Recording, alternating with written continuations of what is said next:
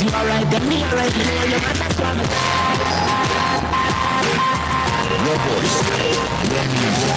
Coming in a first, our dreams are short, short. Make breaks when we walk past. They feel the eyes, believe the eyes, they love the light.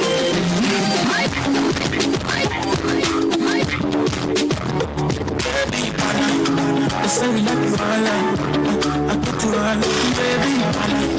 And you just go, I can follow you to go, baby.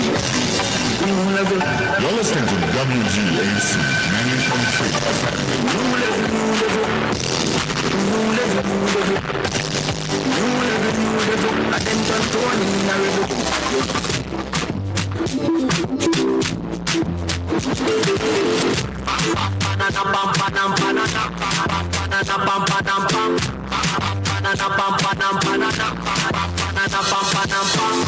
Your voice, your music, your station, WGAC 90.3 FM. Praise the Most High God every day with your whole heart and desire. Lift the mind. Hello, I'm Jesse White, Illinois Secretary of State. This is Danielle Mitchell with Average Black Girl. Hey, this is Don from Our Voice. This is Jeff Badu from Badu Tax Services. My name is Agwedima. My name is Olivier Kamanzi. This is Chateau. My name is Eme Adibe. And you're listening to Progressive Mind. Progressive Mind. Progressive Minds with your host, Alinko, on WGHC 98.3. It's every Tuesday night from 7 to 9 p.m. on WGHC 98.3 FM. This is Senna, host of Progressive Minds. You can also call me Alinko. Join me every Tuesday between 7 to 9 p.m. Central Time. We'll be coming your way with topical issues that pertain to our community, issues that relate to you and I. Join the #1 community building show in the entire world as we seek to uplift our community. If you're outside the range, just download the TuneIn app on Google Play Store and search for WGHC. If you're an Apple user, just go to your App Store and download WGHC app. You can also ring 563-999-3221 to listen to us live. Search for Progressive Minds on Facebook, like the page, and turn on your notification. You can also catch us on YouTube by searching for Progressive Minds. Progressive Minds, to whom much is given, much is required.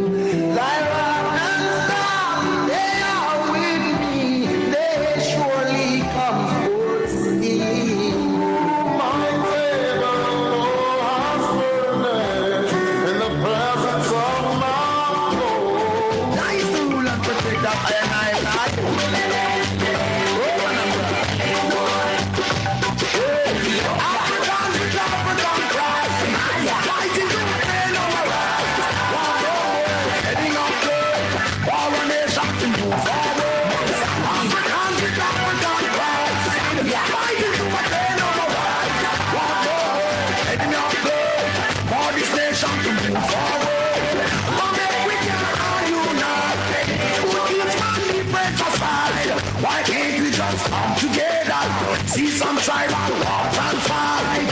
Who knows that I must do better?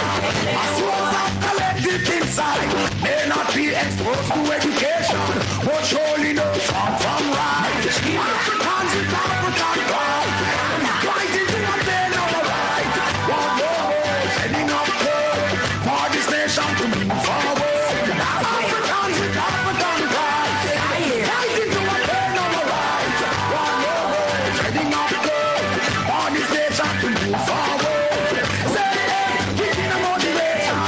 Wonderful people of the world, this is the Progressive Mind Show at WGHC 98.3 FM.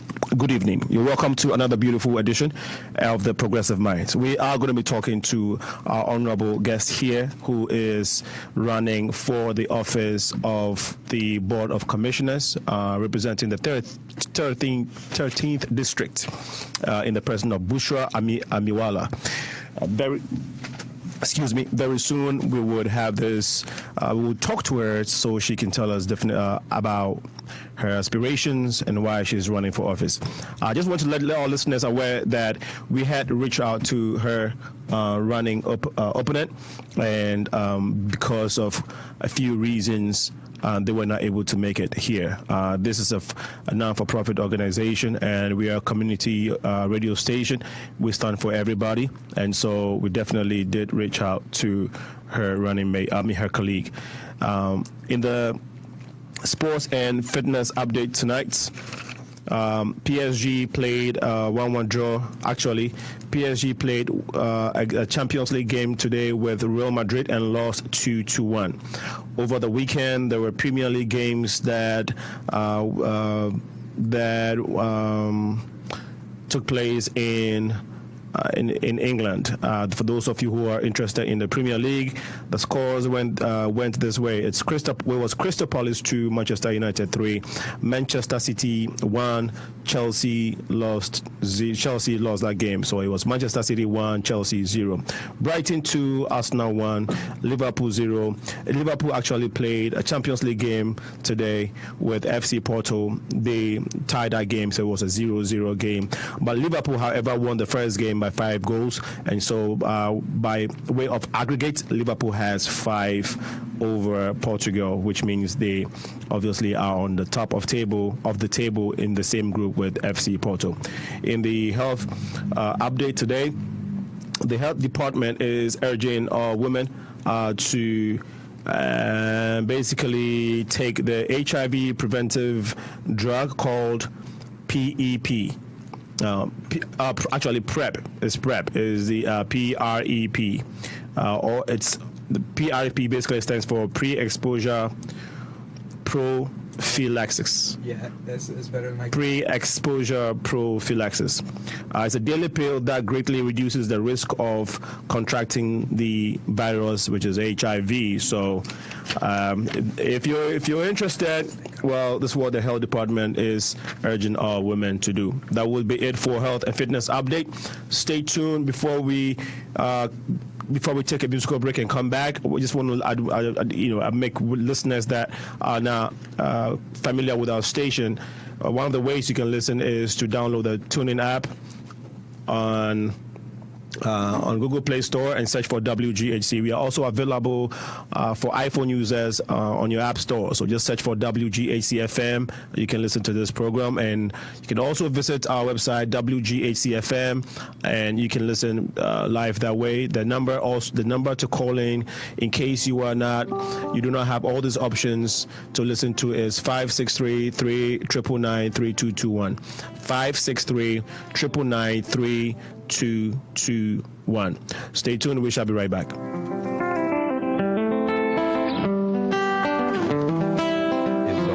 I was lost inside the desert fortress, circling round my head, but thanks to God now I made it out of there. I was just another sheep inside the belly of the beast, but thanks to God now I made it out of there. Hallelujah.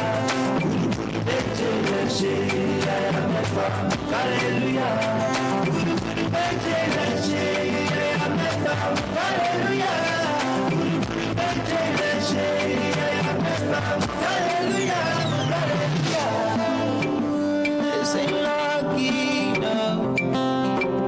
Can't you see the hand of happiness upon me? This ain't lottery, no.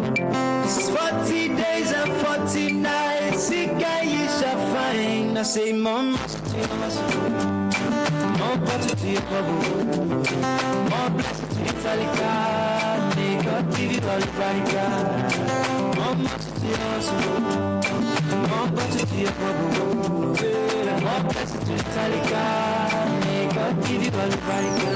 I was lost inside the desert fortress, circling round my head, but thanks to God now I made it out of there. I was just another sheep inside the belly of the beast, but thanks to God now I made it out of there. Hallelujah.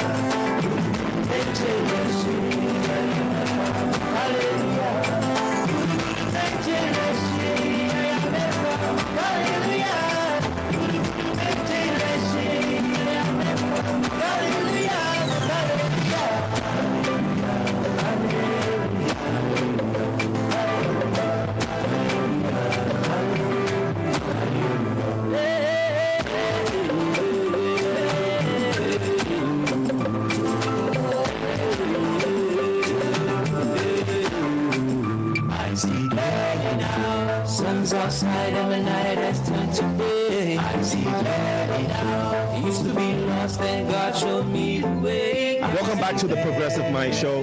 This is WGHC 98.3 FM, your voice, your music, your station. This show is where we try to build our community, and in line of that, we have a wonderful lady here who's going to be talking about her aspirations in politics, specifically running for the office of the Board of Commissioners for the 13th District here in Chicago for the Cook County. Before we speak to her, I just want to touch a little bit on Ghana Independence Day celebration.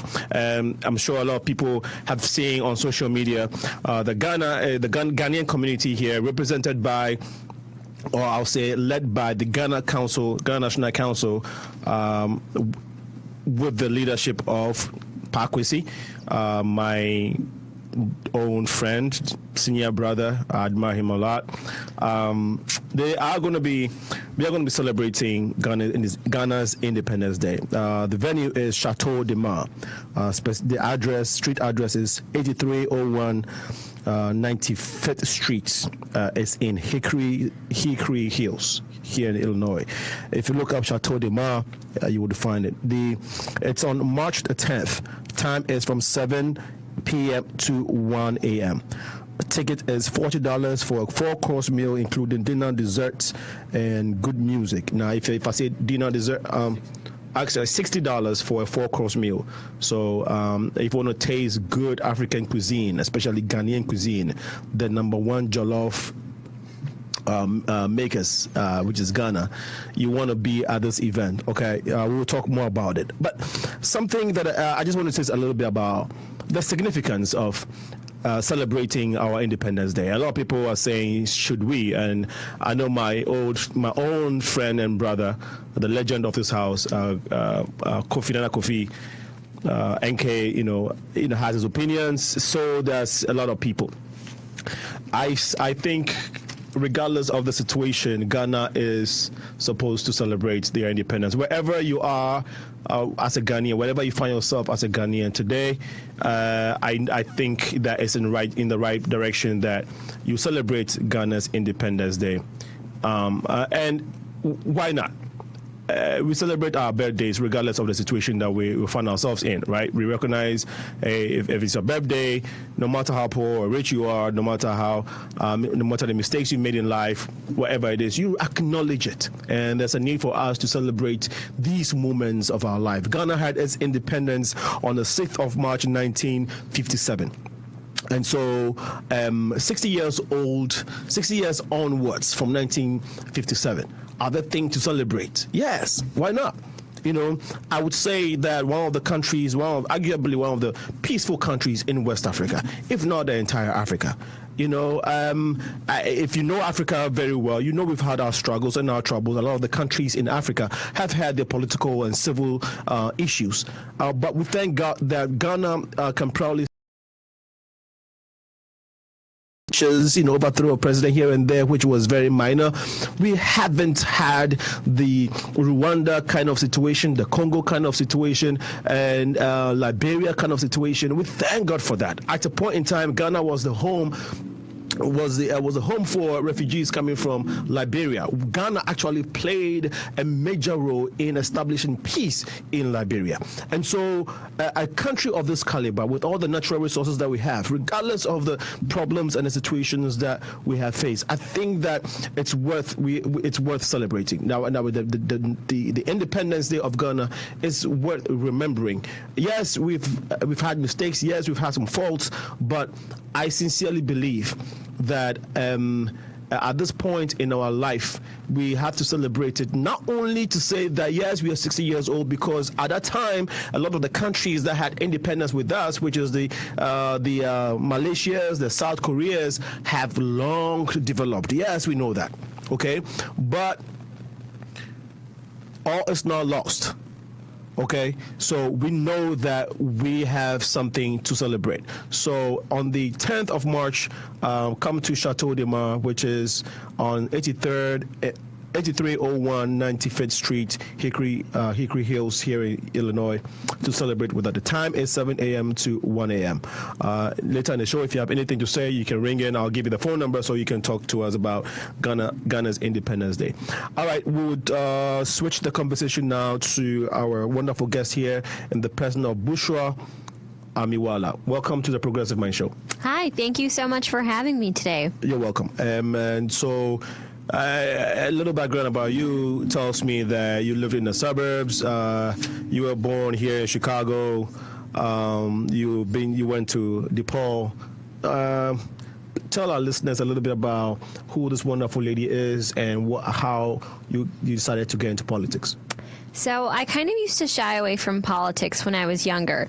I was told that you had to be a little corrupt, dishonest, and it was hard to stay true to your values in the political world. So I was always interested in it, but I stayed away from it. And I realized that every single organization I worked with or cause I cared about had a political component to it as well, to ensure long-term change was enacted. So I worked with issues of hunger and homelessness and poverty and education and immigration and environmental reformation, and each of those issues had a long-term political component to it. So even though I tried to escape the political world, it followed me. Right? There is no way out of it. And eventually, summer of 2016 is when I directly got involved in my first political campaign. Summer of 2016 is when Donald Trump was running to be president, and I had a lot of friends tell me that they'd be voting for him to be president. And, you know, it was one of those things that kind of confused me because all I heard about Republicans were negative things. So a lot of my early life was spent towards rejecting stereotypes that people held for Muslim women. And I thought I was a hypocrite because I held stereotypes towards people who were Republican. So I began working with our senator at the time, Senator Mark Kirk, who was a Republican senator, because I wanted to get a first-hand look of what it means to be a Republican in politics in America and, like, what they're actually like what are the issues they care about. So I applied to be his head field intern because with this field position, I wouldn't have to tell a single person to vote for Mark Kirk, but all I would be doing would be asking a series of registered Republican voters 5 questions. And the first question on that list was, like, on a scale of 1 to 10, how fearsome are you of an Islamic terror attack on U.S. soil? So I realized that people were scared of Muslims. And over each time I got the answer being 10. Very fearsome. And that's when I realized that the lack of visibility for Muslims was contributing to that. Because many of the people who answered 10, very fearsome, had never met a Muslim person before. And all they saw was the negative perception that was portrayed on the media.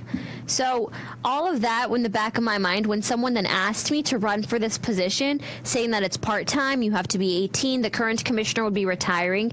He's not retiring, but that's what I was told. So it was an open seat opportunity.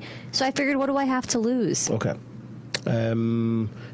You went to DePaul. I'm currently a student there. You are still, are you an undergrad or you in a grad school? I'm an undergraduate sophomore. Are you into sports?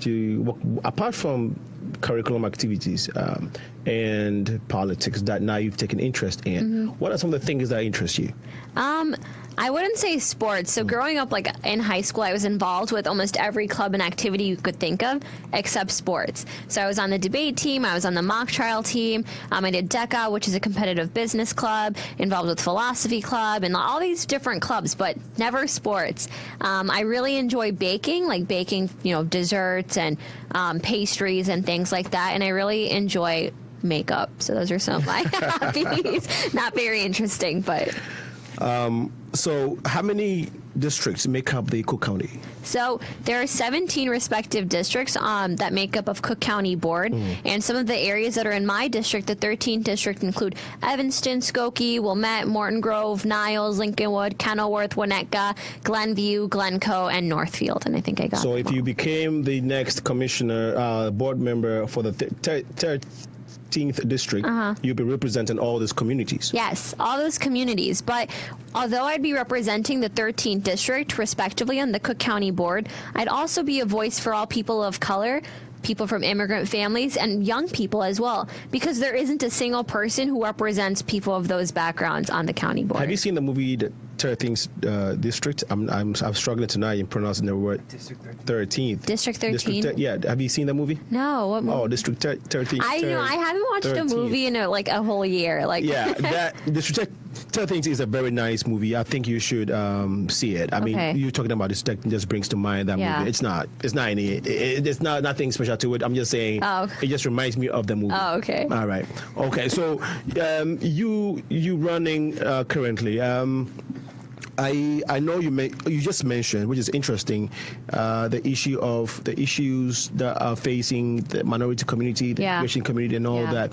Currently, do you know the statistic, the economic situation of the minority community, especially minority community, including the black community? I mean, the immigrant community as well. Yeah. So, for example, I was really involved in social justice-oriented work, and I did a lot of research within segregation and what the current Jim Crow is. So, what people are doing in present day to currently segregate people of color and people from immigrant communities. And one of the main things are homes, controlling the value of their home, degrading it so it's too cheap to move. So when you sell your home, you're not getting what it's actually worth, so you can't afford to buy a different home. And then the school systems. So there's a correlation between how much you pay in property taxes and what your school, what it's like. And if you go to a school that's not as of quality as other schools in the area are, then you can't apply for higher education. If you can't get into higher education, you can't get a good paying job. And that cycle continues. And I think the most blatant form of segregation is something that I've seen in just the Rogers Park community. People say Rogers Park is a great neighborhood, and I agree. However, if you look into neighborhood by neighborhood, you see the Howard Red Line Strip. There used to be an abundance of businesses that were there, and within the past 8 years, almost 80% of them are gone. So there are vacated small businesses because no one wants to open a business in that strip anymore. And you have like the IW Wells Center, and you have Starfish Learning, and you have a Just Harvest, and you have these community organizations because the need for it is there. And what's interesting is that 3 blocks over, you have Loyola University, an incredible asset, people with income earning over $100,000 or more living there, professors, wealthy students, because it's a private university.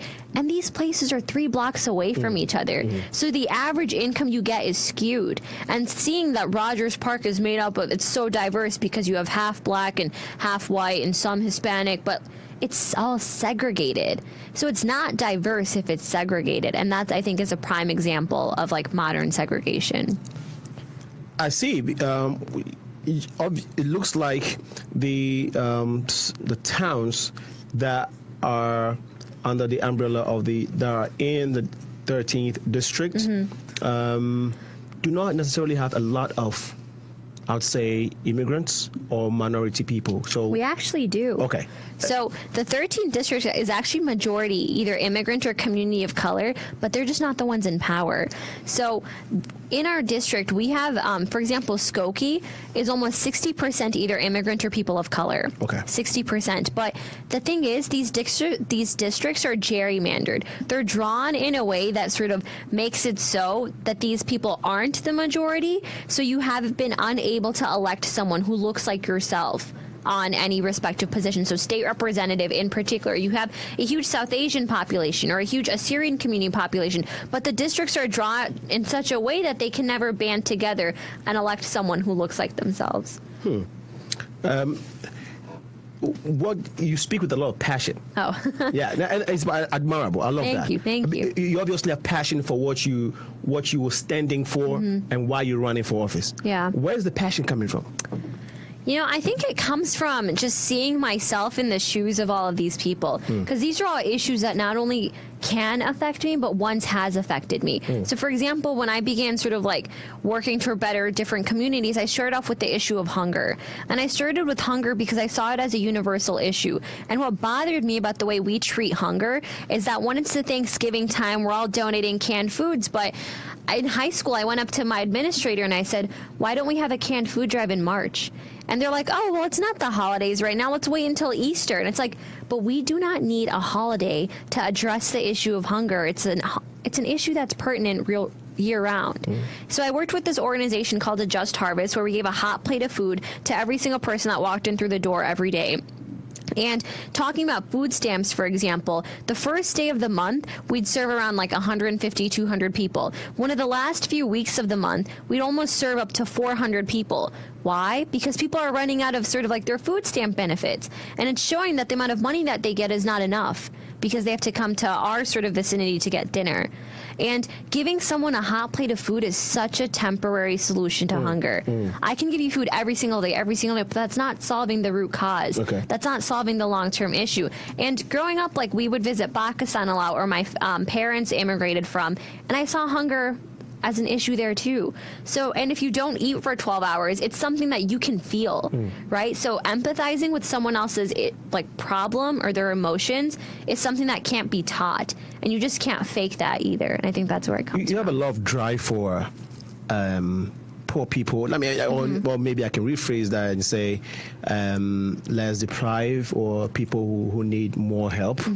And that brings me to the next question, which is, if you were to be elected, what would be your top top 3 priorities as the commissioner of the 13th district? So there's actually a question that was asked here that says, how does she plan on fusing the segregated communities to create that diversity she's talking about? Yes. So the sort of this quote-unquote sad thing about this position is that the Cook County Board of Commissioners does not have that much jurisdiction to sort of impose the root cause of these issues, like education, these systemic issues that occur. However, we deal with property taxes. So this is a huge part of my platform. It's introducing a means-based property tax assessment model. So Cook County has been in a property tax free since the 1980s, meaning that the county has not expected us as residents to pay more than the same amount since 1980. Okay. So, but here's where the problem comes in. So you have a block of houses, right? You have 10 houses on a block.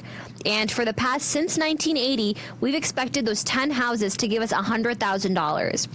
Let's say 5 of those houses say we can't afford $10,000. Each pays $10,000, right?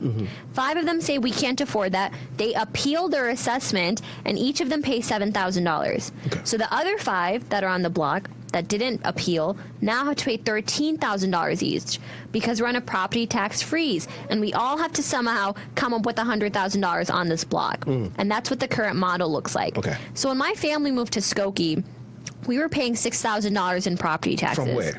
From Rogers Park. Okay.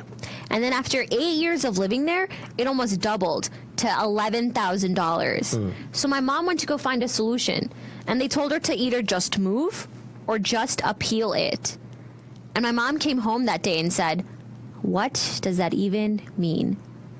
People from immigrant families and communities of color don't know what it means to appeal your assessment. And those who do don't know how to appeal their assessment. And those who also know the process end up hiring a property appeal assessment attorney that costs $3,000. To what? Save a $2,000 on their assessment? They're paying more anyways. So with this means-based property tax assessment model, people, and especially in communities of color, they're not penalized for renovating their home. It takes familial size, background, and income into consideration when assessing how much they should pay in property taxes. Simple example being, if you have a billionaire living in a 1-bedroom apartment, he can pay more in property taxes than a family of 6 that lives in a home.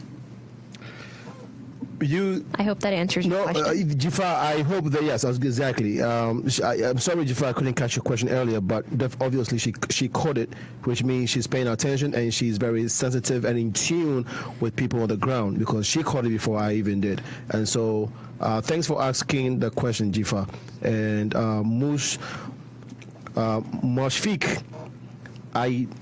Ainad says, he says, "Hello from Texas. Yeah. We are really proud of Bushra's strong Thank voice, you. which resonates the voice of ordinary people." She definitely sounds like she is running for ordinary people. And so I asked earlier, before Jafar's question, what would be your top 3 priorities when you come into office if you were elected? So the first thing would be this property tax assessment model that I seek to introduce. The second thing would be more transparency. And people usually roll their eyes when I say transparency, but we deal with the $5 billion budget. If you want to see where the money from this budget is going, it takes you to a 430-page document.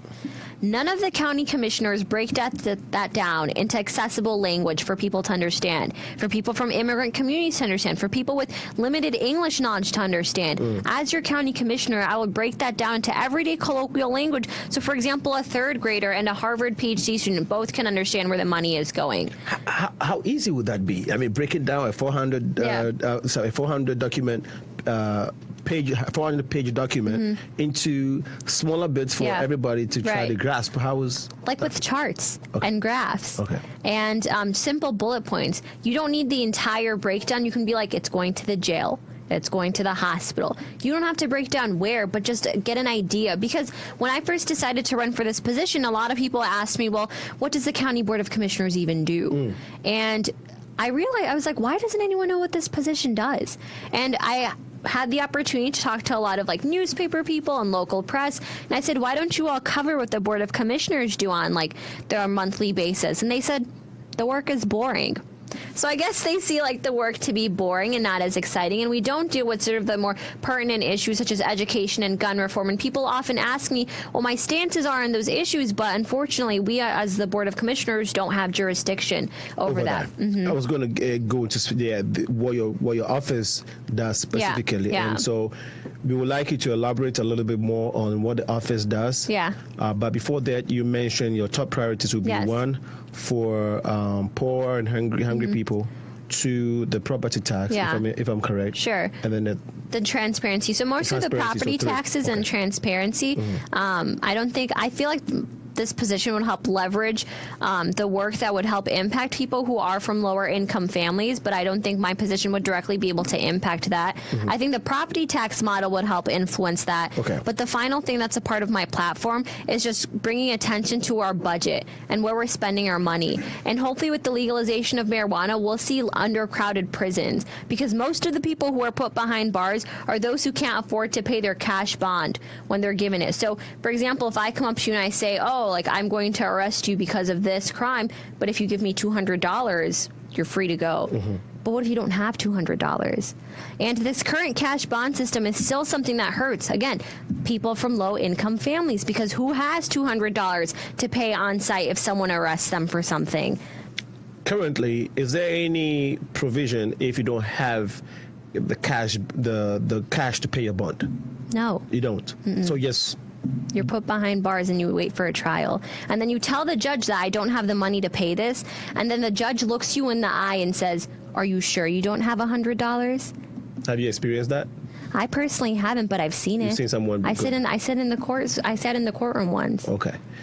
Wow, that's okay. So, what specifically are you going to try to do about this to put money in the hands of people? So we're the ones who deal with that. We deal with Cook County Jail. So the thing is, with this position, I don't have to be an expert on everything. I have to bring the issue to the table, and we bring an expert to write the legislation for us. The issue is no one's talking about these things. Gotcha. Because if it doesn't affect you, it's easy to ignore it. Well, if nobody's talking about it, it presupposes that the office. It might not be one of the responsibilities of people in the board, people sitting on the board of the Cook County. So that takes us to what exactly are your roles or responsibilities? Yeah. So the Cook County Board of Commissioners has 17 elected officials, each who represent their respective district, and we deal with the $5 billion budget. Part of it goes to public health, so Cook County Hospital, and part of it goes to public safety, so Cook County Jails. So we actually do deal with the bond system and the court system because that's under our jurisdiction. And with that, we can also pass countywide legislation, such as a countywide minimum wage. And they were the ones who, for example, imposed the sugar tax or the soda tax that happened like last fall, but it was repealed. So that was, again, to generate more revenue. So those are some of the things that we do. So is it like do you have like a Congress kind of system where you debate on issues and vote on issues? Yeah, basically, yeah. So that's what the board meeting looks like. So we have 22 board meetings to go to a year. So we meet twice a month, and we don't have meetings in August. That's it. Okay. How would you want to say, what will stand out when you and the other candidates?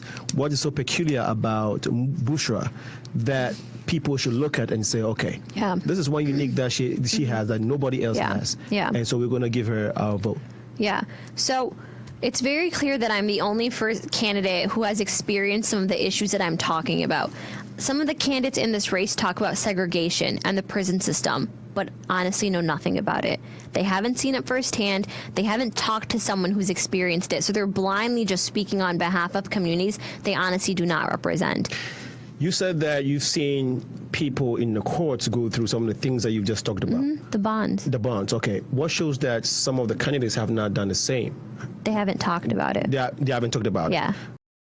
I'm sure that they have not been to court to witness some of these things that people are going through. Correct. You can hear that through their narrative. They say, so for example, we had a debate, and one of the, I actually quote because I wrote this down, one of the candidates said, well, we should teach these people to be productive members of society. So it's blaming the victim. Like, for what? So that sort of ignorant language to me shows that they are not equipped to be speaking about these things. Do you think that some people have decided not to be productive in our society? Purposely? No, definitely not purposely. There are systemic things imposed upon them that makes it difficult for them to be productive, quote unquote, members of society. So terrible access to education, and those who have access have a hard time getting there, or have to work to support their family, so miss class, then get bad grades, then can't apply to college. So that's what the cycle in the system looks like. It's all the odds are stacked against them. And another thing is, I'm a young person, so as young people, we are the most underrepresented generation, honestly, ever. All of the members on the Board of Commissioners are at least 45 or older, and I'm a woman. So 15 of the 17 board members are men. There are only 2 women on there. And from that, we have a woman who is white and a woman who is black. We don't have anyone who's South Asian. We don't have anyone who comes from an immigrant family on the board. So a voice for these. So when I say that people from immigrant families don't know what it means to appeal your assessment, if you don't come from an immigrant family, how do you know that? Right. And when I say that it's difficult to appeal your assessment, again, if you don't come from a family like that, how do you know? And if I say we should have language interpreters at these meetings, if you speak English fluently and so does everyone in your family, why would that even be something you know about? If someone is from the immigrant community and is facing an issue of, or has to repeal their assessment, as you said, okay, where should they go? What should be the first point of contact? What should they do? Reach out to their Cook County Commissioner. Okay, contact their Cook County my Commissioner. office, yeah. Okay, so if they're not in your district, then they should look for their own, yes. Okay, because what you said is very, very real. Yeah. Okay, because people are in the community and they see all these things, and it's the first time ever, because. I mean, I can speak for myself. I'm from Ghana, and we don't see, there's no property. I mean, right, same with Pakistan. Yeah, there are no property taxes. Yeah, right, exactly. So when you see those, I mean, you are always happy to buy your first home. You know, you have everybody telling you buy a home. You know, it's good to buy. You are excited about it. Yeah. You get it now, and then all this extra or all these issues about home buying is continue. And so it's good that you mentioned what you, you mentioned that and how to go about it when you see these things like this, and when you see some of these things. We are, it's 40 minutes past the hour 7 here in Chicago. We're still talking to Bushra Amiwala, who is running for the office of the commissioner, the Board of Commissioner for the 13th District. Here in the Cook County in Chicago, obviously. We will take one musical break and then continue the discussion with her. Stay tuned to WGHC 98.3 FM. This is your host, Alinko. We shall be right back.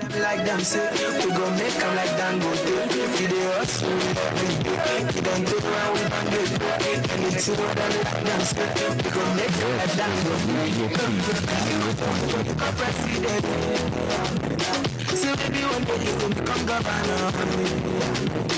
Or maybe one day you will become footballer. Or maybe one day you will become minister. Maybe one day you will become neutralist. Or maybe one day you will become aristocrat. Or maybe one day you will become a brother. Or maybe one day you will become kidnapper. With a hustle. You don't take what we don't get, and you take what I like dancer. You go make them like that. You do hustle, you don't take what we don't get, and you take what I like dancer. You go make them like that. One day I want to make you do it. I want to buy private jet. I want to like the fly like go back to. I want to be close friends with Mr. Mega Collins. Poverty is not my portion. That comes in Jesus' name never. Think I can't get I be not my own. In the mighty name of Jesus I pray. We dey hustle, we don't take one, we don't do prayer. Anything what I like to say, we go make a right and good day. We dey hustle, we don't take one, we don't do prayer. Anything what I like to say, we go make a right and good day. We go get to biggie moto. Anywhere we enter, we get to many moto. Yeah, I don't follow. It's sweet things where they pull from my little plantation. Yeah, we never run down. Oh, we never run down.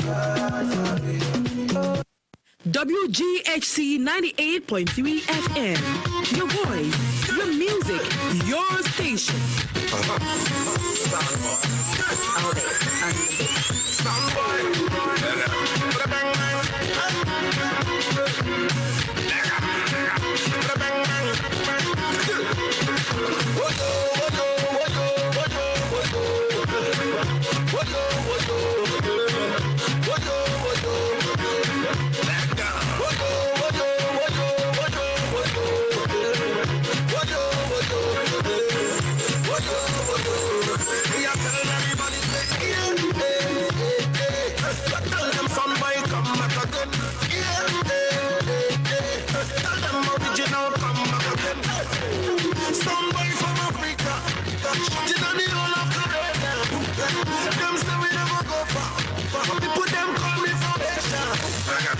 Fast forward, carry on, yeah.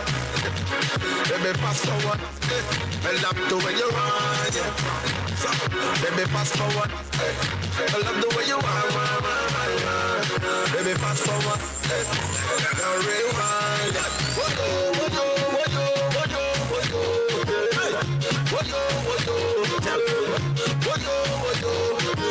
Sound boy.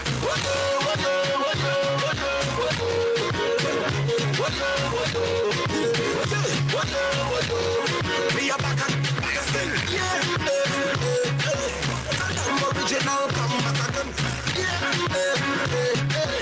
Them so stand by us come back again. Play it till me come up a pum pum. Anytime stand by us come. Everybody day my dancing. Go and tell them me a number one. Hold on me fast forward, carry on, yeah. Let me fast forward, I love the way you run, yeah. It is WGHC 98.3 FM, your voice, your music, your station. This is the only African, Afro-Caribbean radio station here in Chicago with a terrestrial dial. If you live in a north side area, just dial the 98.3 FM in your radio or on your radio sets in your car and your radio sets. If not, just if you're outside the range, you can catch us on Google Play Store by downloading the TuneIn app and searching for WGHC. If you're an iPhone user, you can download the app from the App Store, which is WGAC FM. Our website is also available, wgacfm.org. It's the upgraded version, and so you are able to donate and actually pick a specific show that you want to support and donate to. If you want to donate, if you just want to donate to the equipment or the radio station in general, you have the option to do so as well. We always ask the community to support what we're doing.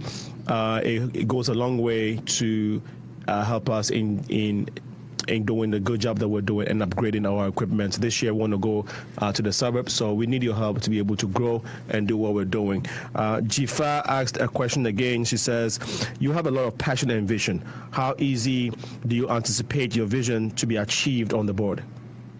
Oh. Which, yeah. Yeah, that's actually a really good question. Yeah.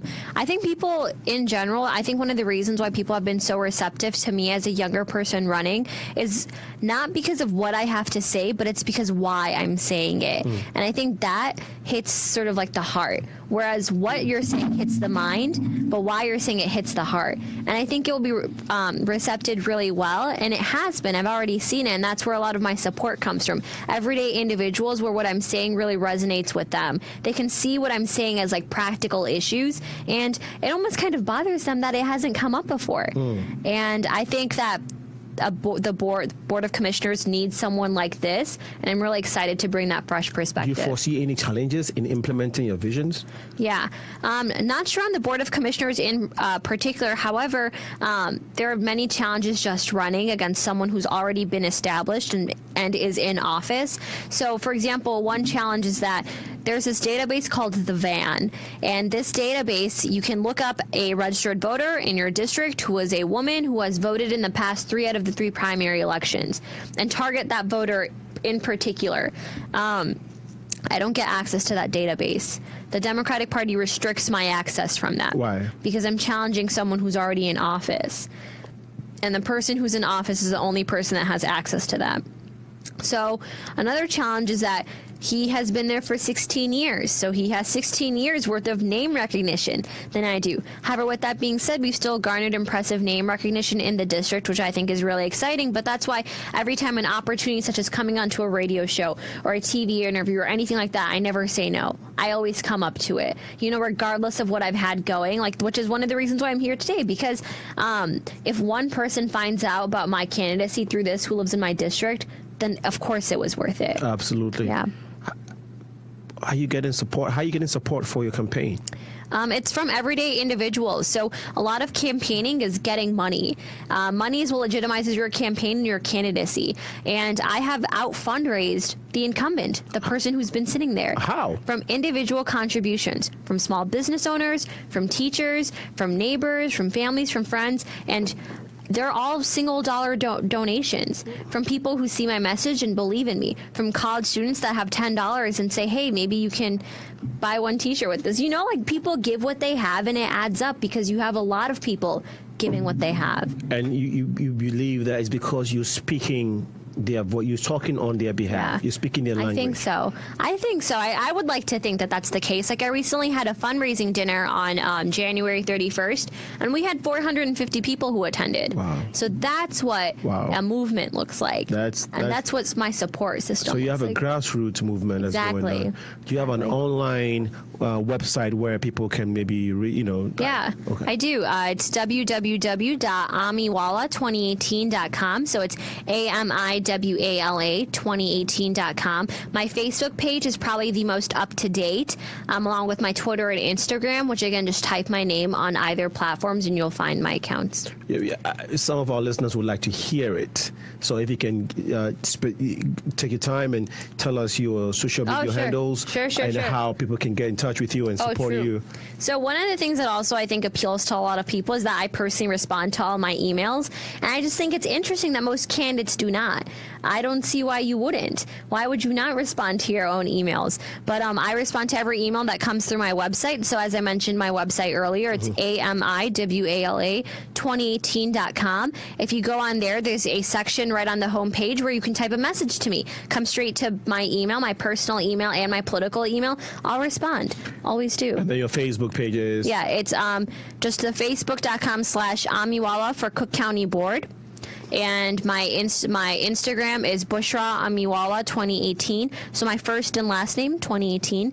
And then my Twitter handle is Amiwala 2018. So my name is spelled on the live cast, and I spelled it a few times as well. So hopefully that's brilliant. And then you can also type it on there. True. That way people can always refer to that's it. True. It's linked in the comments. Okay, good.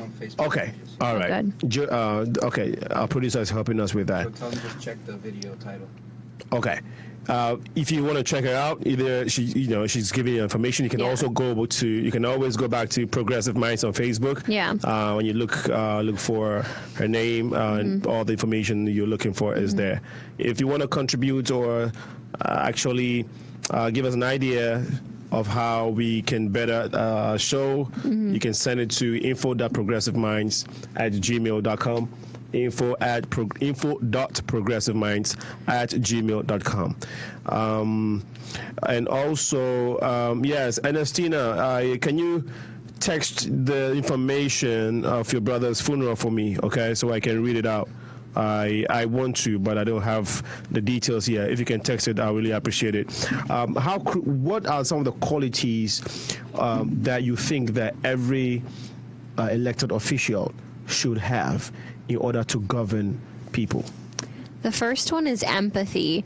You have to be able to feel someone's emotions and what they're going through, and you can't fake that. That's a skill that cannot be taught, empathy.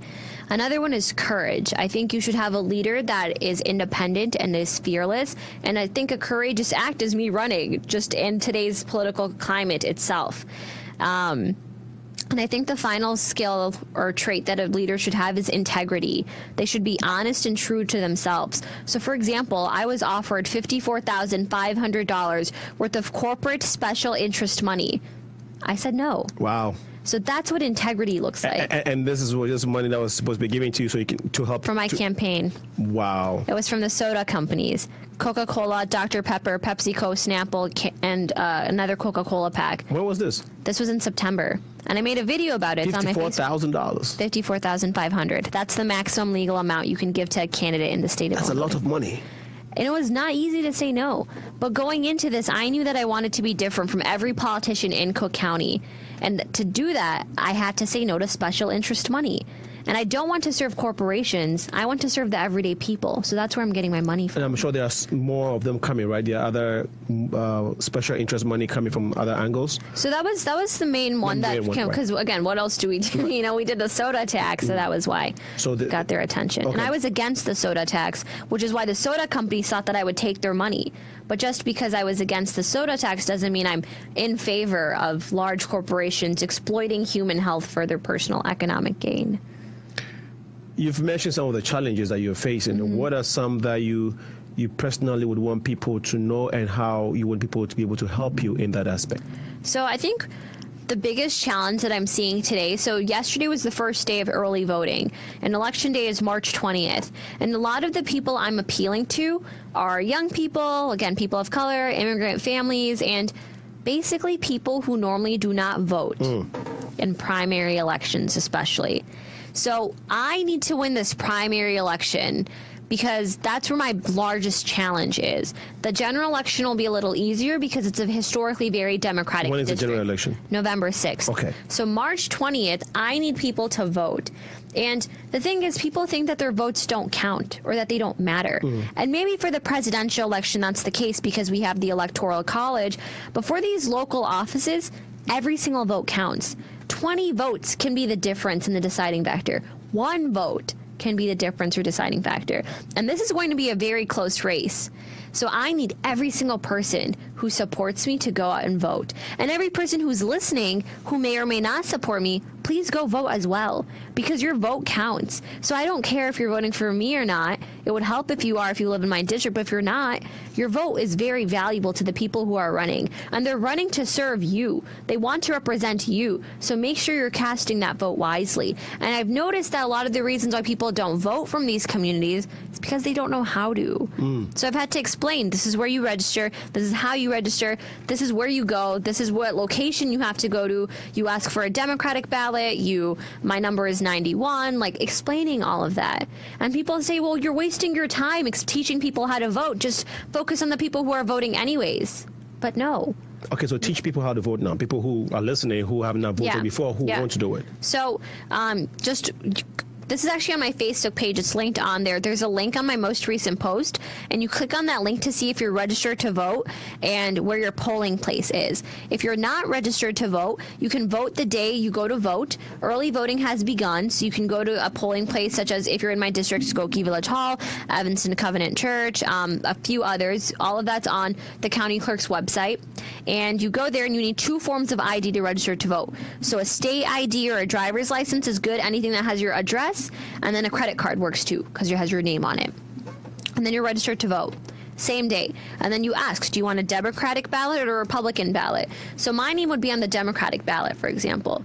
But if you, again, affiliate Republican, then my name won't be on there, but a bunch of other Republican candidates will, and you can vote accordingly.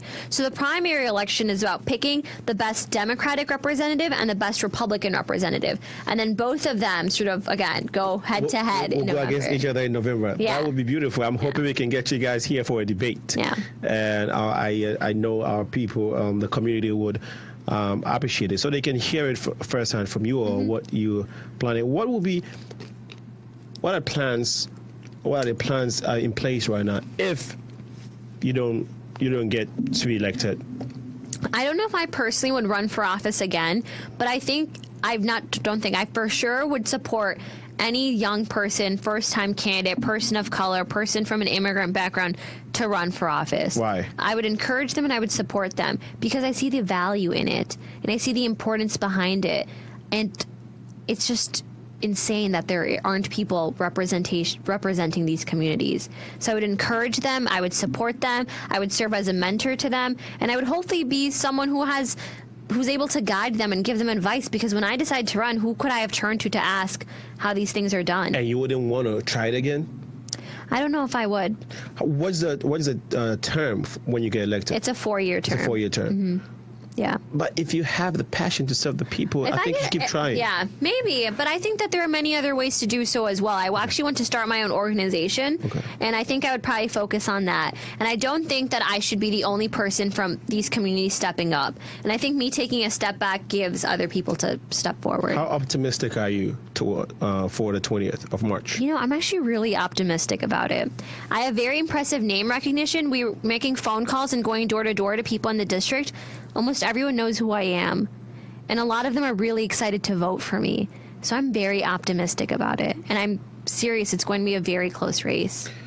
All right, we have 3 minutes to the top of the hour. We know you have to live. At 8:30, we are expecting Judge Robin Schaffner, who is supposed to be in the studios here.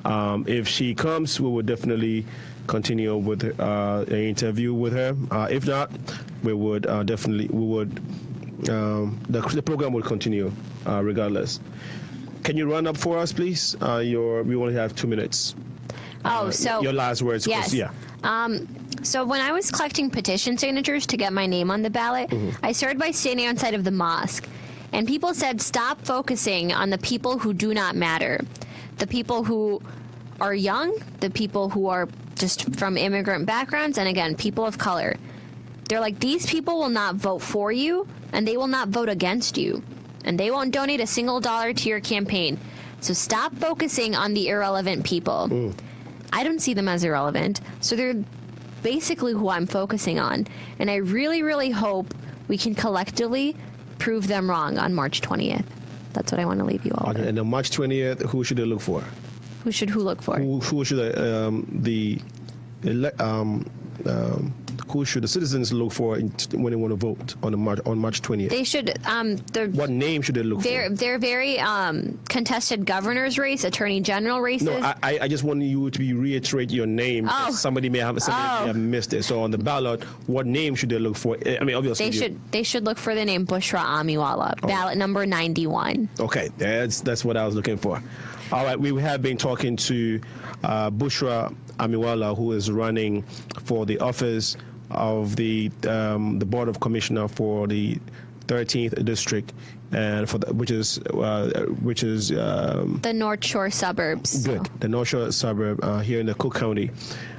If you've heard her, her plea, or not her campaign, and her reasons why she wants to run, she's giving you all the information. If you want further information, you can shoot an email. She's given it. She said she would respond to your email personally, and she would make sure that she's prompt to your questions and to your concerns. And you can also contact the Progressive Minds if you want to reach her, just in case, which is info.progressiveminds@gmail.com. All right, we will take a musical break. While she takes off from the studios, we will come back here and continue the program. Stay tuned. We shall be right back. Jisu iko adali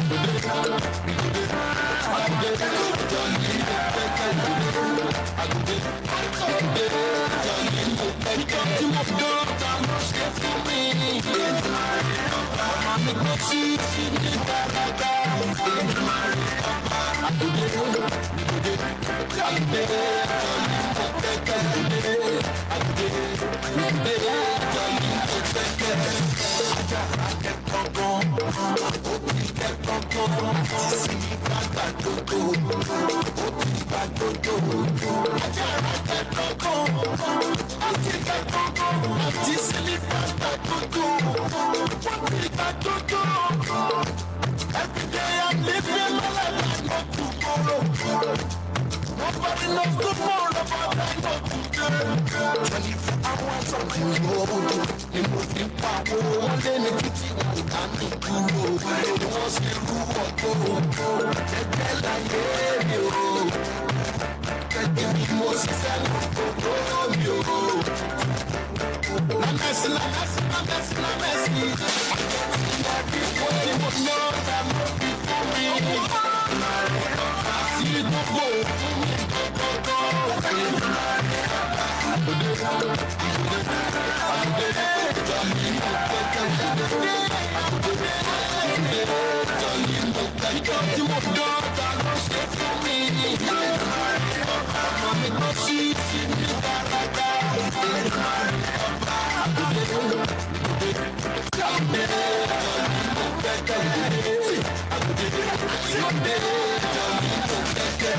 Long time ago, I've been the one with the sound of a party. Long ago, we've been the one with the tag of a party.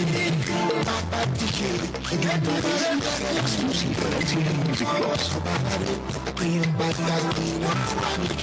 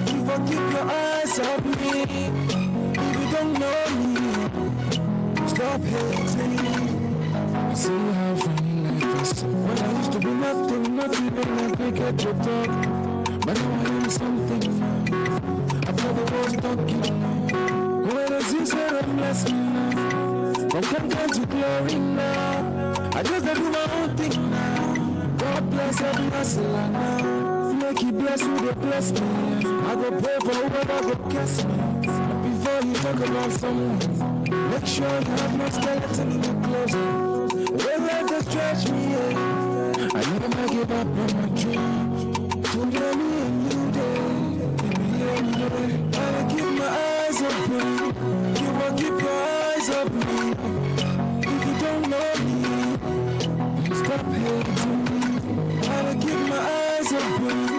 You will keep your eyes on me. If you don't know me, stop hating.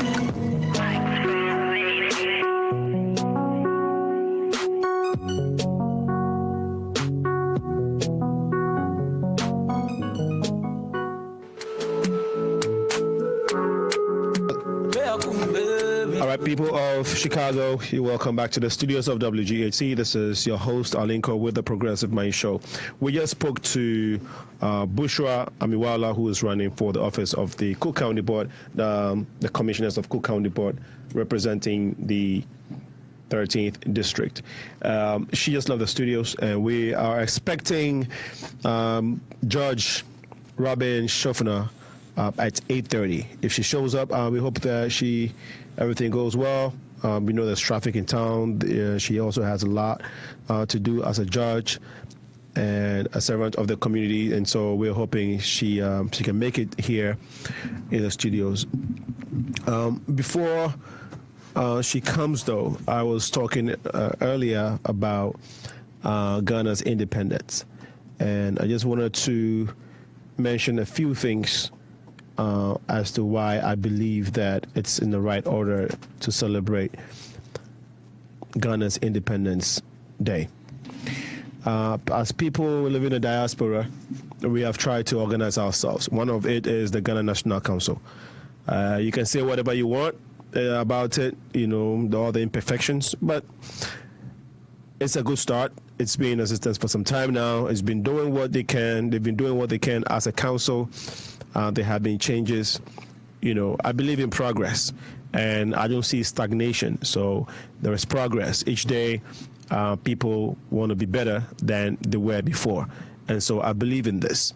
And as a result, this council is going to organize, which is not to say this is the first time we're having the Ghana's Independence Day celebration here in Chicago. It's been going on for a while. But what I'm saying is that for everybody else who thinks that it's not necessary, who asks the question, why are we celebrating and what are we celebrating? That is, in my opinion, I feel differently about the school of thought that feels that it is not even necessary at all, or we don't have anything to be happy about, or we don't have anything to celebrate. That's something I said earlier, to be happy about and to celebrate. If not for anything, the peace and tranquility that your country has enjoyed, political-wise, if you compare us to the other nations in the sub-Saharan Africa, it is not because we're special. It is not because we did. We are prohibited from some of the things that has happened to our neighboring countries in West Africa. It is by, I think, the grace of God. And sometimes people chastise or people talk about how Ghanaians like to pray too much. Ghanaians are all about religion. I get the argument for going to church Monday through Friday. You don't have to do that. But I believe that somehow the persistence of prayers that Ghanaians engage in have helped the country one way or the other, because God listens to the prayer of his people. So if we are known for prayers, or if we are known to be going to church or to be religious people, in a way, it's a good thing. Let's not just follow those arguments and say Ghanaians, we are just religious. And no, there's nothing wrong with it. It's when we overly do it, and when we do it unnecessarily, or when we shun work and do it, that is where it becomes an issue. But if Ghanaians, and I'm saying this and making a case for the reason why we have to celebrate our Independence Day, and the reason why we have what we are celebrating for, which is the peace and tranquility, that the political stability, basically, that we have enjoyed. Okay, and I said earlier that it is not because the people, Ghanaians, are different human beings in that region. Because if you are from Africa, or at least if you know a thing or two about the continent of Africa, especially a sub-Saharan area, West Africa region, it had not been easy. A lot of the countries around us have had it tough. They've gone through. I don't even know the word to use for it. But we know the case of Rwanda. Now people are talking about Rwanda. Oh, it's the most beautiful city. They've moved on. They've done so many things. Yes. Thank God Rwanda has moved on from from the incident, from the event that took place some years ago, the genocide and all that, okay? Thank God they've moved on. That is what we're striving for anyway, and that's what we're praying for too, right?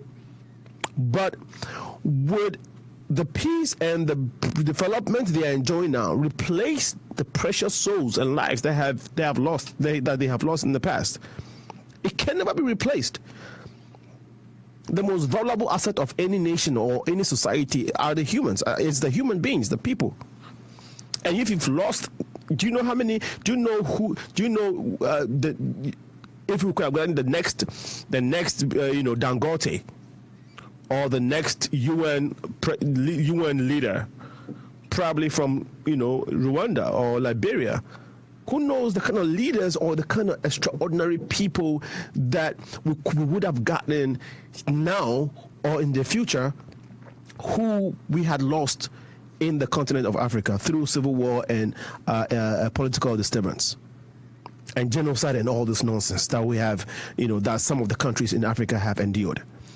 Okay, so I'm saying this to say that, knowing that some of the countries in the same place that we come from have been going through this, and we have not been scathed like Ghana has not. We've not had to go through that. We have not necessarily lost a bunch of family members and cousins and extended friends and neighbors just because of senseless wars in recent times. It is that alone. If there's nothing to behold and say, okay, this is what we've done. We have the biggest airport, or whatever, if you don't have the infrastructure or tangible things to hold on, the peace that we don't quantify, we cannot quantify, that alone.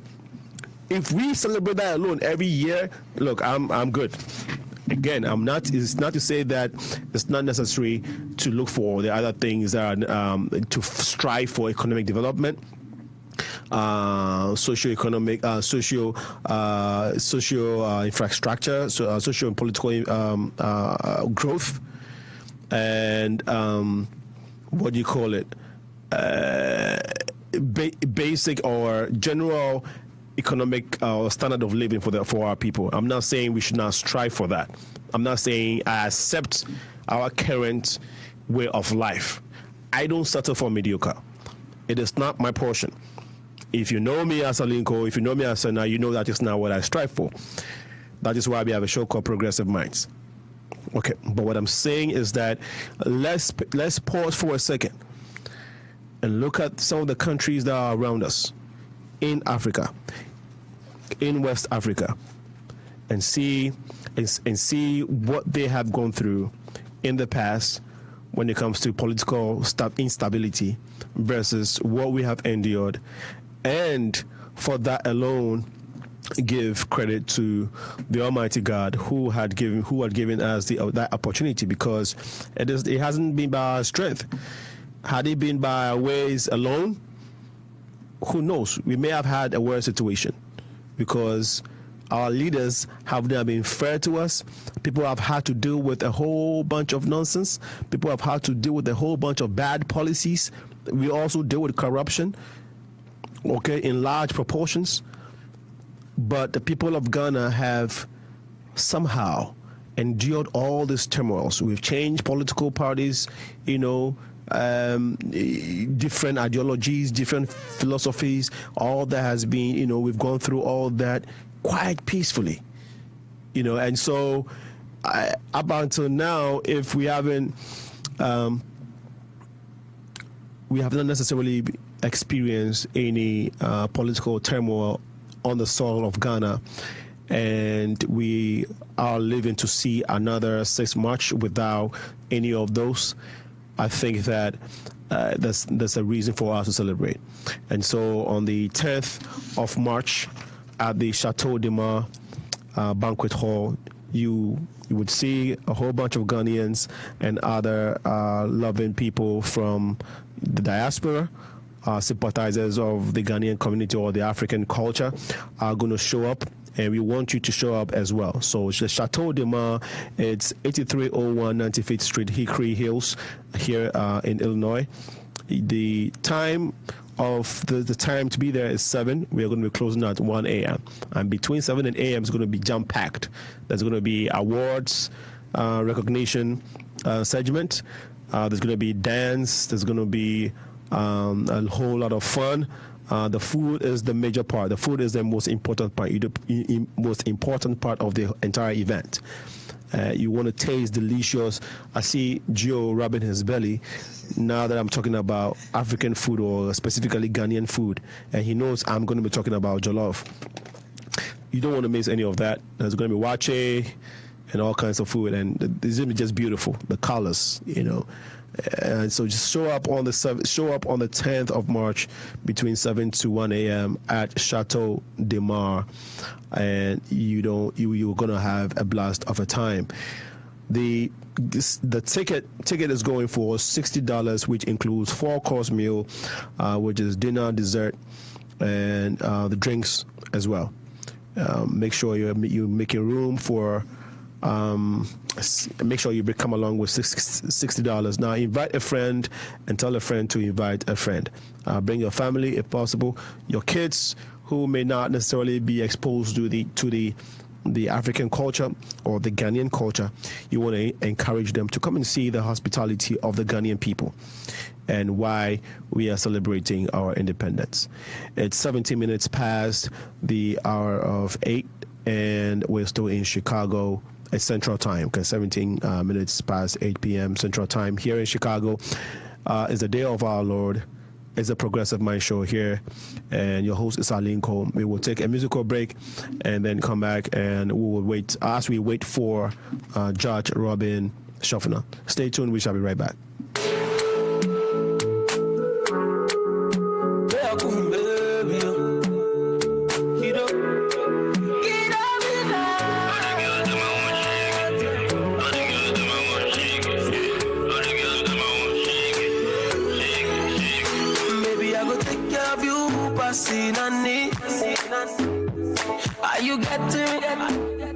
Are you getting? All your problems are no same solution, I go. Are you getting? Are you getting? Mama for you, your mama for you, and you're beautiful too. I want to hold you, girl, I love you, girl, I wanna love you. I know you fell in love, but nobody got you. Your body, oh, my baby, sick of me, your body, oh. It's your body, oh, my baby, sick of me, your body, oh. Now you wake up chop on my money, oh. Yeah, I want to know who be who. You go to level. Where are you, Scooby-Doo? Most of your friends now, Baloo. My lord, under fire the best. We say I know for love you. Mama for you. Your mama for you. I'm your beautiful too. I want to hold you. Girl, I love you. Girl, I wanna love you. I know you fell in love, but nobody got you. When I got to your body, oh, my baby sick of me,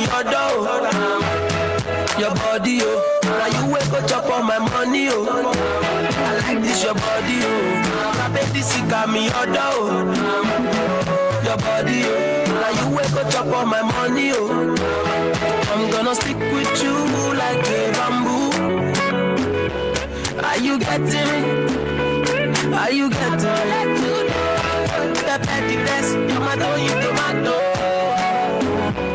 Are you getting me? Are you getting me? Your body, oh. My baby sick of me, your body, oh. Now you wake up chop up my money, oh. I like this your body, oh. My baby sick of me, your your body, oh. Now you wake up chop on my money, oh. You know say I go Shashamura, oh baby, Shashamura, oh baby. Forget about the candy, only me and you, baby. Just me and you, baby, oh.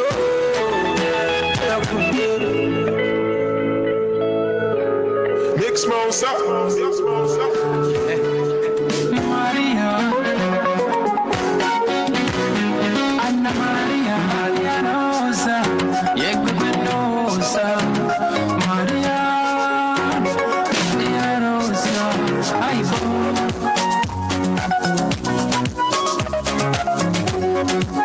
I Baba, Maria Mama Rosa, Maria Mama way, Maria Mama Rosa, oh my life, Maria Rosa, Yeguenosa, I'm sorry, Maria, Maria Rosa, I'm sorry, Maria Rosa, Yeguenosa, I'm sorry, Maria.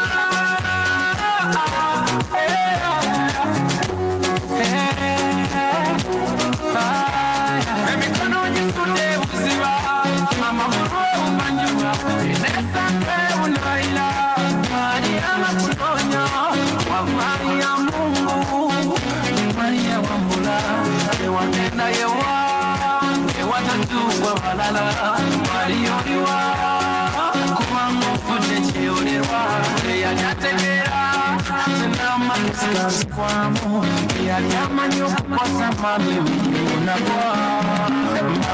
Rosa, Yeguenosa, I'm sorry, Maria, Maria Rosa, I'm sorry, Maria Rosa, Yeguenosa, I'm sorry, Maria.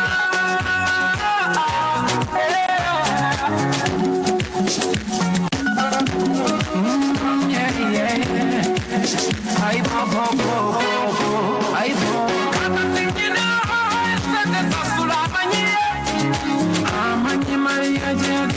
baba changweno nyambe baba ulamu kugenda yaliyo maneno kukomberi kakati nakoka kusaba majera mariyo kumewewaka I'm sorry my little lover Mama Maria nayagala nkole mpisembi Mama Maria zebagana nayagala nkole ndisikurini chivunguka Mama Maria, je t'aime Mariana, sorry my dear, je t'aime Maria, Maria Rosa, Yeguenosa, I'm sorry Mariana, Maria Rosa, I'm sorry Maria Rosa, Yeguenosa, I'm sorry Maria.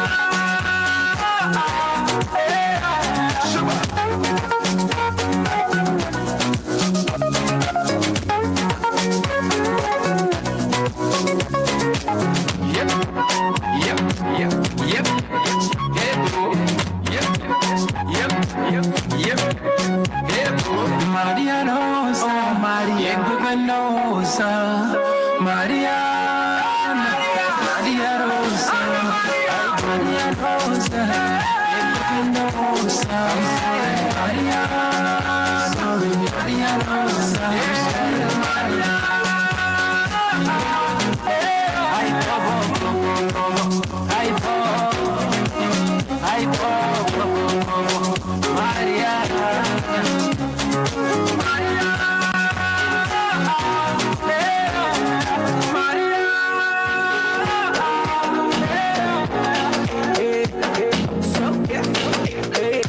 Hello, lovely listeners. We are back here on the Progressive Mind Show. It's 8:24 Central Time, and we're still waiting on the honorable judge to be in the studios. But I'm very interested in, obviously, it's the Independence Day of Ghana, and the people of Ghana are excited. I'm sure the city of Accra is bubbling with all kinds of activities. People are making merry here and there. Some also would say, hey, we are now where we are. The country is going through all this economic hardships, and people are living under the minimum wage. People are struggling to live, and so they're not even going to recognize today. And it was something that I'd seen online, and this is coming from a top official in the Nigerian government. He's a senator, and he was speaking on basically the independence celebration of Ghana. He said he was basically saying how Nigeria they no longer mark important days as Ghana is doing. I can speak on the issue of of Nigeria,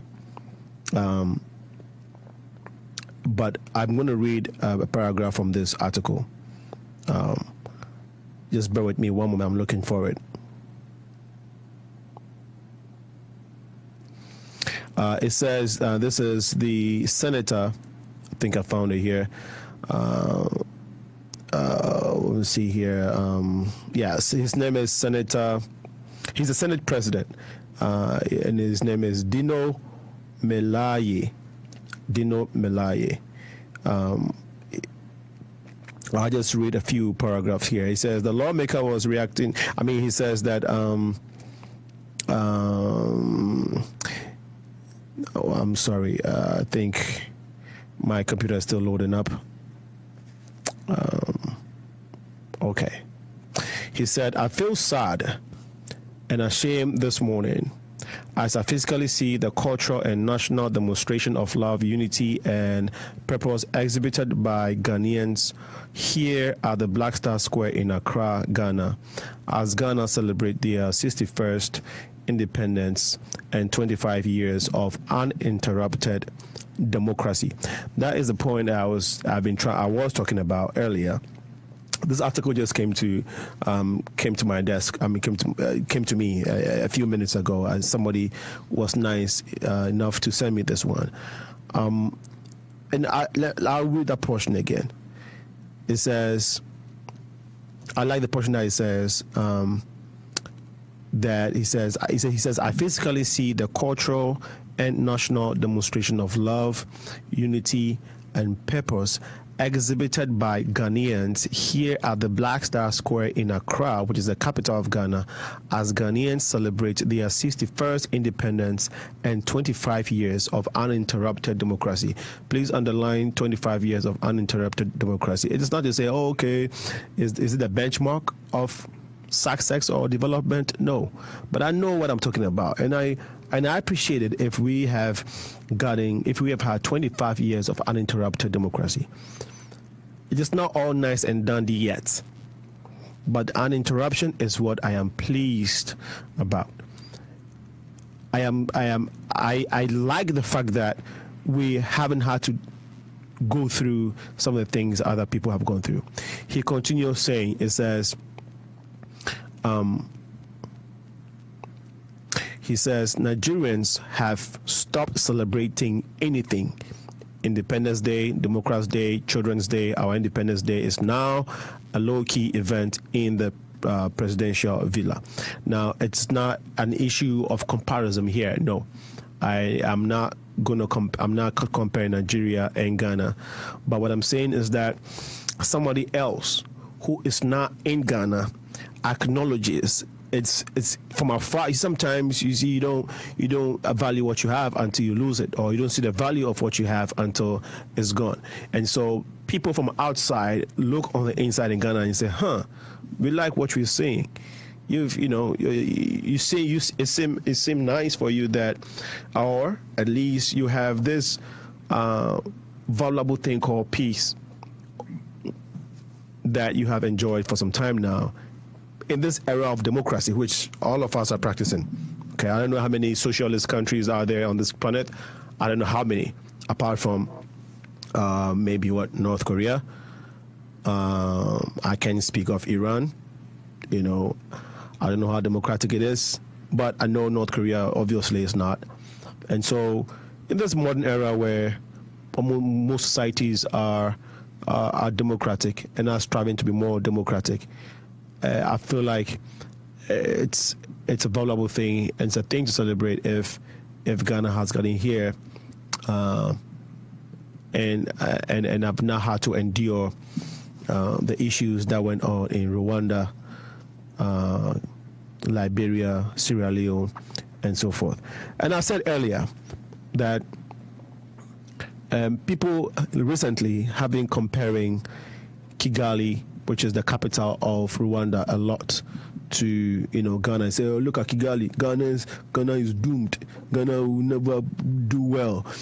All kinds of people say a lot of negative things, and point their left finger to Ghana as though the country is.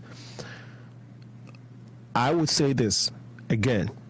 I am not in support, and I don't like the fact that we have not gotten to where we're supposed to be, comparing ourselves to the likes of Malaysia, South Korea, and them, because we know that around the same time we were having our independence from the British, the South Koreans had that theirs too, and Malaysia.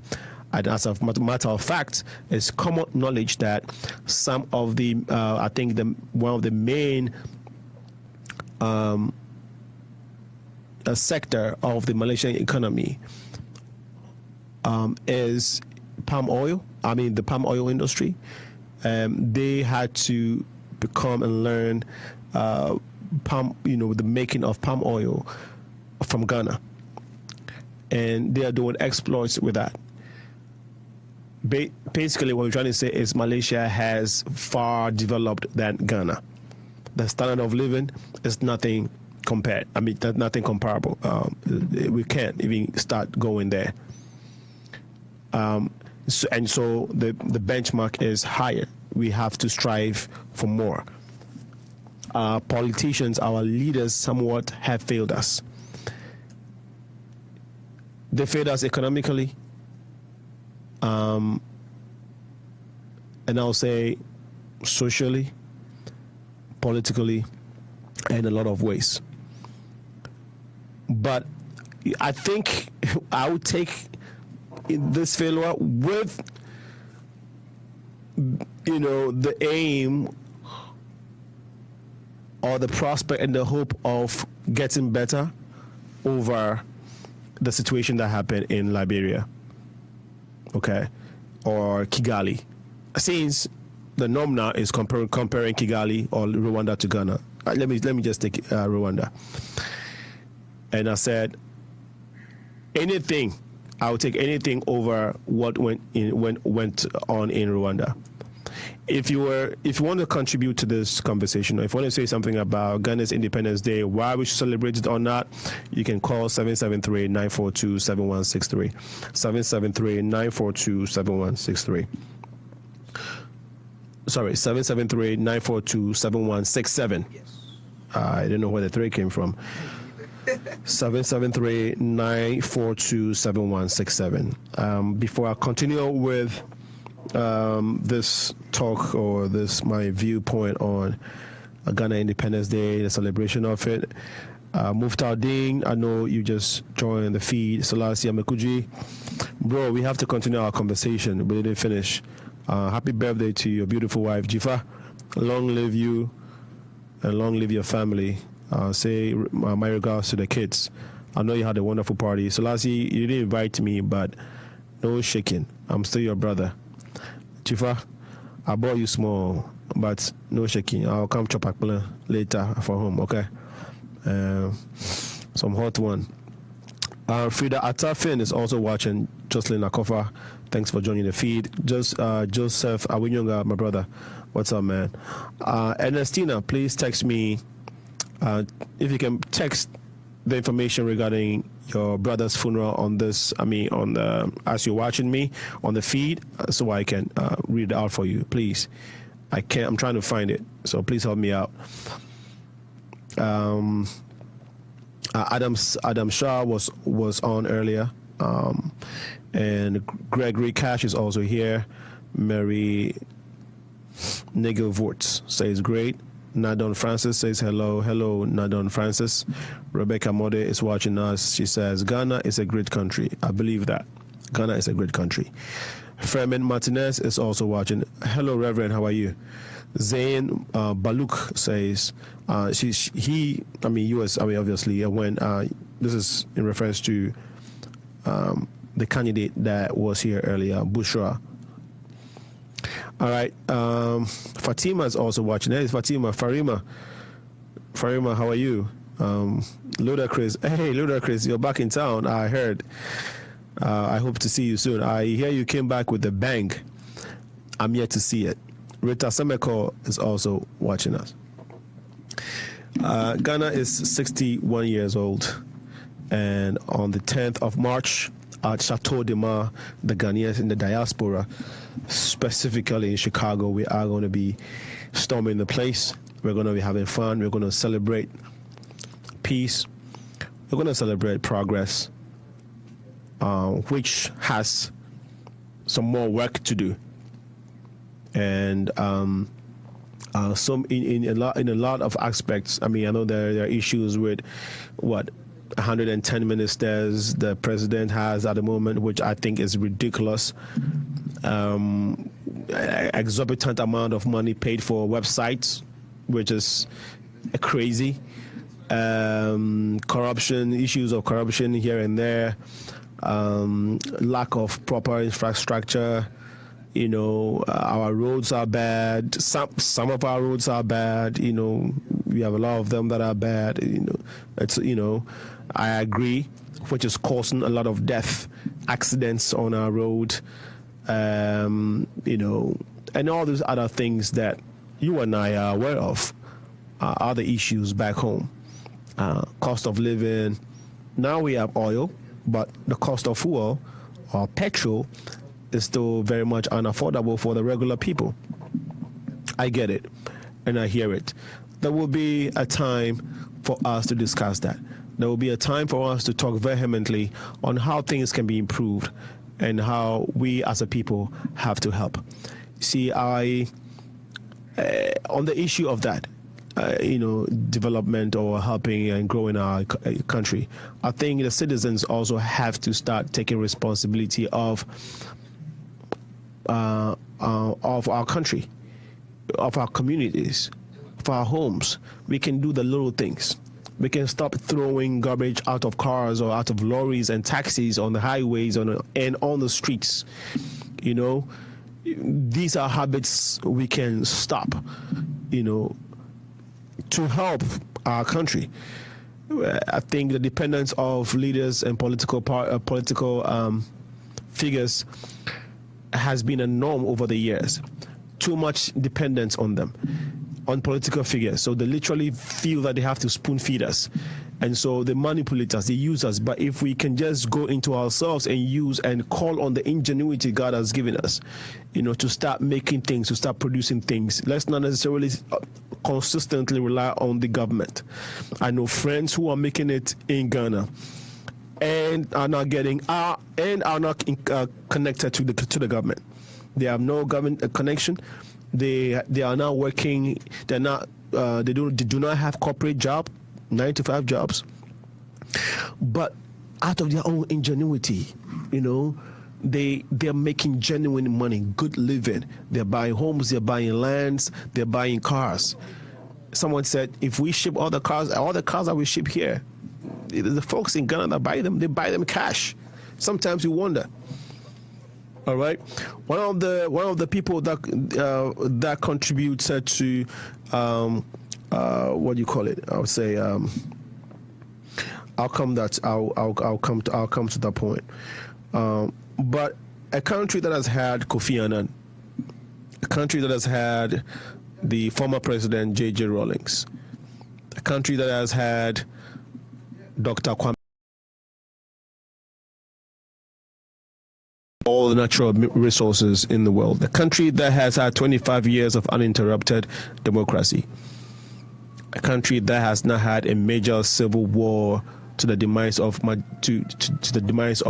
masses of lives, losing lives nonsensically. It's a country to be proud of. I am proud of Ghana. Proud to be a Ghanaian. Proud to be a Ghanaian that lives in America. I'm proud of the country Ghana because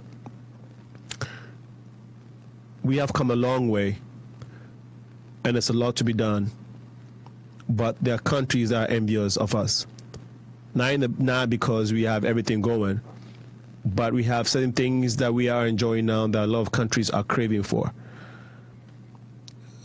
You think it's not only Rwanda and Liberia, them that have suffered from the issue of genocide and civil wars. You know, if you talk about Serbia, talk about Kosovo. We were in Ghana, we heard about Kosovo. We heard about the mass killing and what was and the genocide that was going on in Kosovo. Kosovo is not Africa. Kosovo is Europe. Which one? There's another one that I'm forgetting. Okay, so if countries outside the continent of Africa, you know, have gone through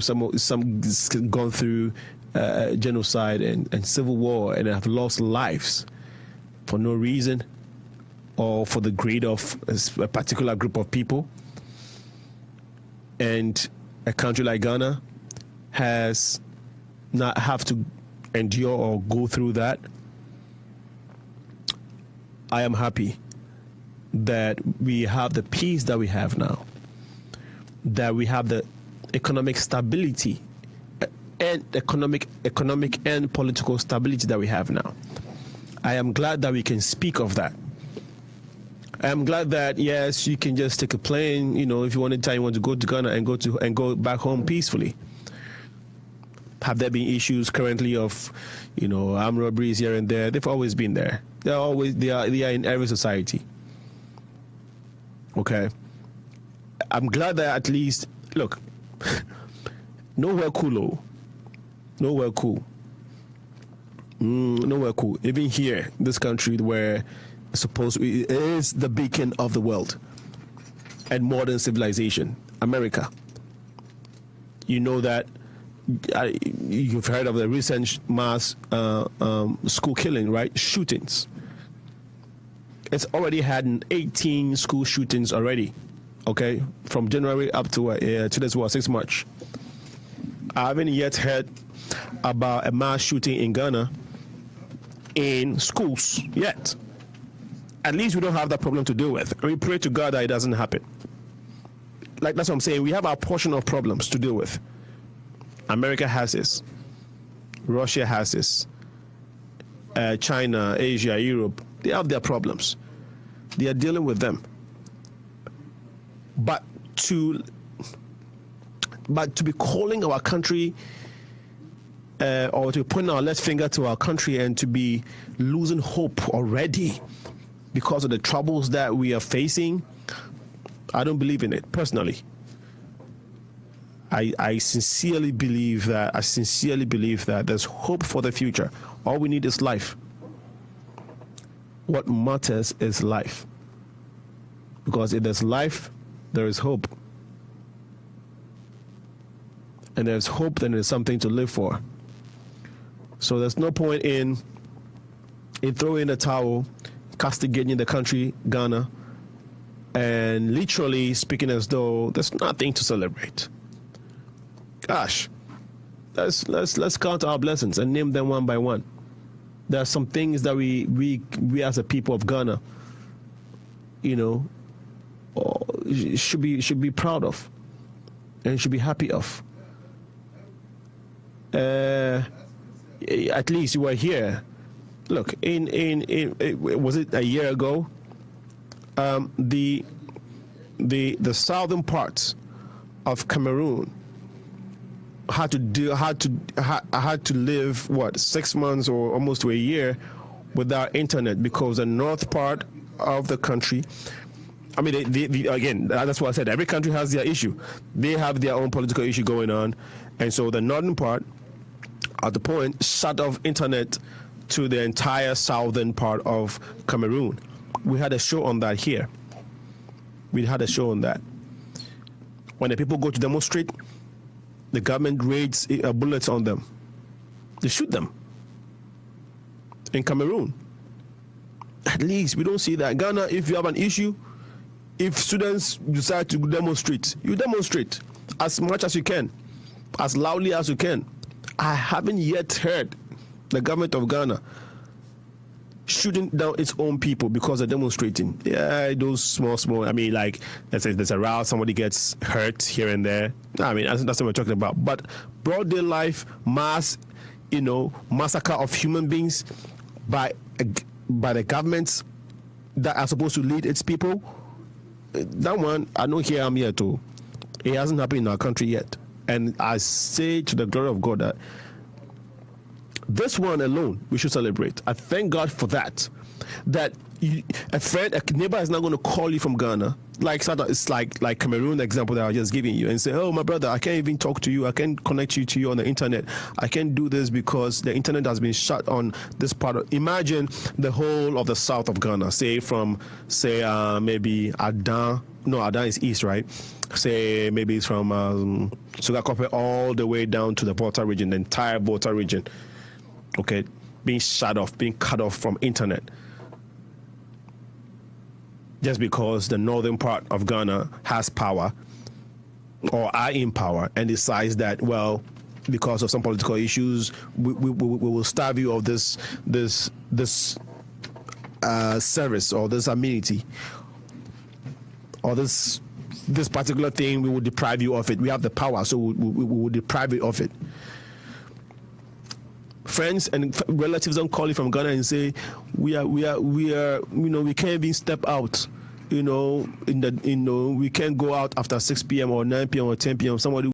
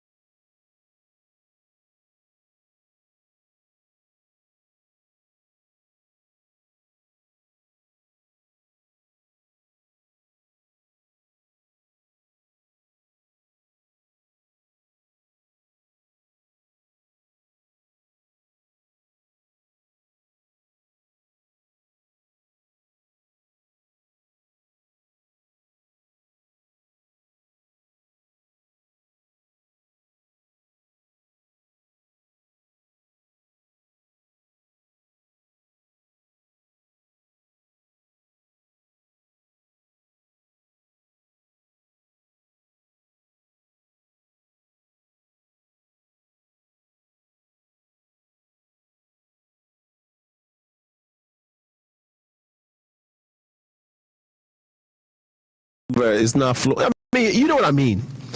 Okay, if there are issues in the home, as long as the building is there and there's not, you don't live in an earthquake-prone area where any time your house can be swallowed or be destroyed by earthquake. As long as there's not that you're not prone to natural disaster, or at least the structure is in place, and you're not dying from the building, but you have problems in the building that needs fixed to make your life better. Thank God, because guess what? You have the life and the ability to try and fix some of the problems in there. And as a result, you cannot be declaring to the world how crazy and how bad and how hopeless your home or where you belong is. I don't think it's the right thing. In that vein, the 10th of March is the 61st anniversary of Ghana. We are celebrating our Independence Day. So if you're hearing me from the studios of WGHC 98.3 FM, you want to come to this event, it's at Chateau de Mar. The time is from 7 p.m. to 1 a.m. $60 for 4-course meal, dinner, dessert included. Dinner, dessert, drinks included. Bring a friend, invite your network, invite your colleagues at work. and let them come experience the beautiful culture of the Ghanaian people. We have Rebecca on the line. Please tell us the reason for your call today. Yeah, I just want to congratulate you for the great job you are doing. I'm so proud of you, and it's having a great impact in some of us. God bless you for the wonderful show you've been having every Tuesday. Thank you. And I pray for wisdom. I pray for strength. I pray that God should bless you, open doors for you, because it's been a great show you've been doing, as I said. It's people have been watching you, hearing from you, and learning a lot. Stay blessed. Thank you so much. You're welcome. I appreciate your support and your kind words. You're welcome. Jocelyn Akofa Mignon says she's happy. I just missed that. She says, "Happy Independence Day, Ghana." She's happy and proud to be a Ghanaian. Thank you, Jocelyn. And think here. Okay, there are a few ones that I missed. My phone just went off on me. Next here in the studios of WGHC is Straight Talk. It's an Igbo show. You want to listen to this three gentlemen. I call them the three wise men. Very deep, very intellectual. You definitely want to listen to them. They are here every Tuesday from 9 to 10 p.m. And Saturdays, they are here from 4 to 5. You want to check out Straight Talk, the three wise men. So you don't want to miss that show. Please forgive me. Today my energy level has been down a little bit, due to a whole bunch of things. But the work has to go on, and we are committed to helping what we stand for, which is helping our community. Johnny Wood says, Alinko, we have peace in Ghana, but what are we doing with it? Politicians are looting the country left and right. As the celebration is going on, sick patients are dying from avoidable conditions, and the hospitals and the country is in a mess. Yes, I believe that. I hear that. We have this condition. We have this situation. But I'm not saying that take peace over this. No, all I'm saying is that it could be both, right? You don't have peace, you don't have stability, and you still have to deal with this, right? Because over the years when Liberia was going through what they were going through, they didn't have peace, and they were still suffering all those bad conditions, right? When Rwanda went through when Sierra Leone was going through all that, when Kosovo was going through that, when Kosovo was going through what they were going through, right? When Serbia has a governor was going through what they were going through, okay? They didn't have peace, and they were still lacking all these things you mentioned. The people were dying from poor infrastructure, malnutrition. They didn't have the schools. I mean, if your country don't have peace, I mean, if there's no stability, you don't have anything. Everything shuts down. It affects all spheres of the economy. So what I'm saying is that even in our lives, right, in spite of all the struggles we go through, when our birthday comes, you may have the worst son or the worst child or brother or friend, whatever. But when it's their birthday, everybody pauses. Everybody takes the time to say, you know what, hey, today's your birthday, you recognize it. So all we're saying is that we are recognizing that we at least have something that a lot of times we take for granted. Guys, let's keep praying, because all I'm saying is that the peace we have is paramount to anything else. When we have peace, we have life. When we have political stability and peace, we have life to build and improve on the hospital facilities, to feed the people, and do all those things that we want to do. Okay? So all I'm saying is that we should appreciate what we have. We should, looks like we have a call online. Okay.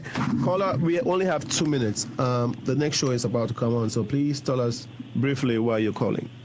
Hi, my name is Jocelyn. I'm just calling to say happy independence to all Ghanaians out there.